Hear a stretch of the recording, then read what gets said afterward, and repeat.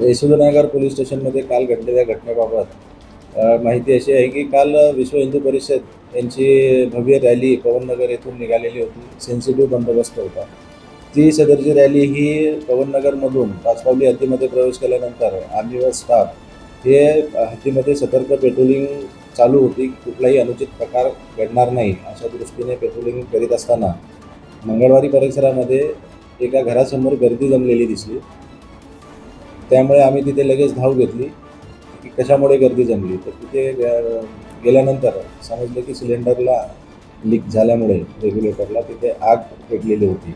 आम्ही पोहोचलेलो असताना स्थानिक नागरिक जे आहेत त्यांनी मदत कार्य सुरू केले होते. त्यानंतर आम्ही स्टाफसह इमिजिएट तिथे पेट्रोलिंग करताना पोचलो आणि पुढच्या जे मदत कार्याला आम्ही त्यांच्यासोबत मदत केली.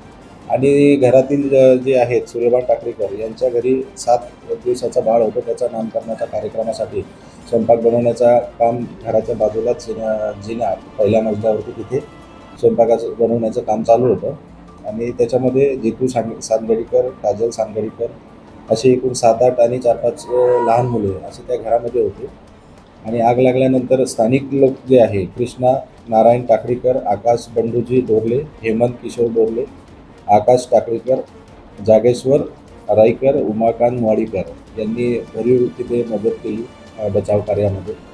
आणि आमच्यासोबत SC गणेश गुप्ता होते, त्यानंतर रितेश दुबे होते आणि नंतर बीट मार्शलसुद्धा तिथे इमिजिएट पोहोचले. त्यामध्ये चंद्रकांत कटरे आणि मनोज डोले अशा पद्धतीने हे सर्व स्टाफ तिथे असल्यामुळे कुठलाही पुढचा अनुचित प्रकार घडला नाही. त्यानंतर आम्ही सिलेंडर सुरक्षित ठिकाणी ठेवून गॅस कंपनीला कॉन्टॅक्ट करून त्याचा योग्य तो बंदोबस्त व विल्हेवाट लावून जी जमलेली गर्दी होती त्या गर्दीचा संपूर्ण बंदोबस्त करून वेळीच तिथे शांतता प्रस्थापित केली. तिथे पोचल्यानंतर परिस्थितीची माहिती घेतल्यानंतर इमिजिएट आम्ही माननीय निकेतन कदम सर भोलखाळी यांना माहिती दिली.